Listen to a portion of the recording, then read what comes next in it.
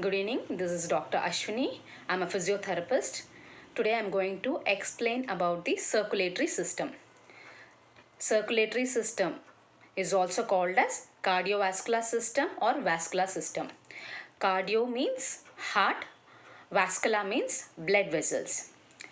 It is defined as, that is, the cardiovascular system is defined as it is a system where there is a circulation of blood throughout the body. It consists of heart, blood vessels and blood. Blood vessels consist of arteries and veins.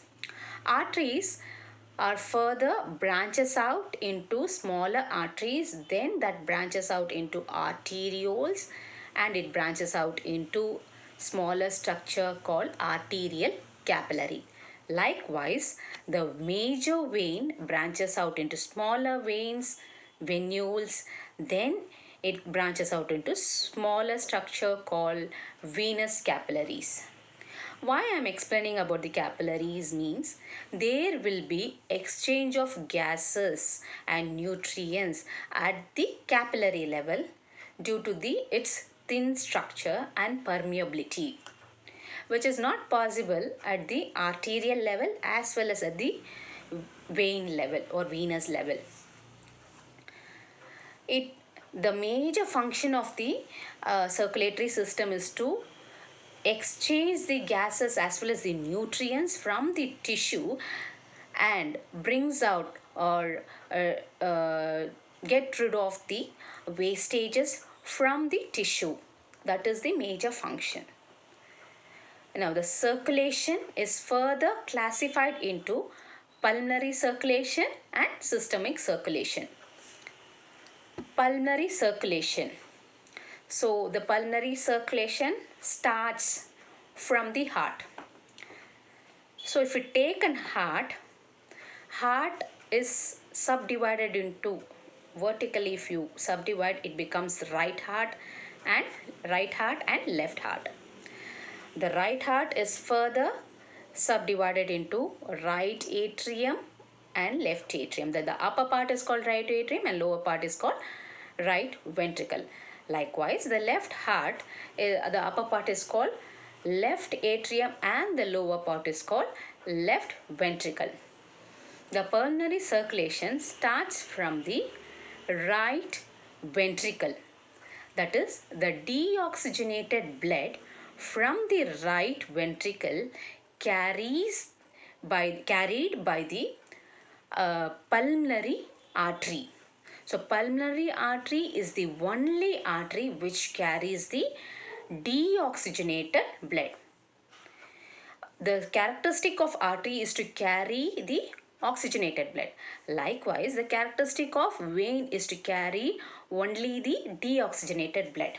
But as a contrary, the deoxygenated blood from the right heart is carried by the pulmonary artery to the lung, and in the lung there will be oxygenation happening.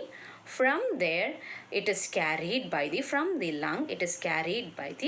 pulmonary vein. So after oxygenation, the oxygenated blood is carried by the pulmonary vein to the left heart, to the left, in particular left ventricle.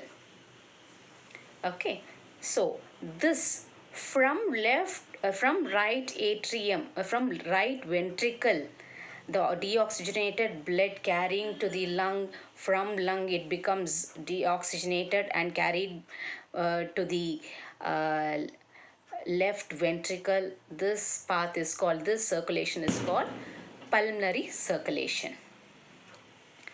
Systemic circulation, which starts from left ventricle.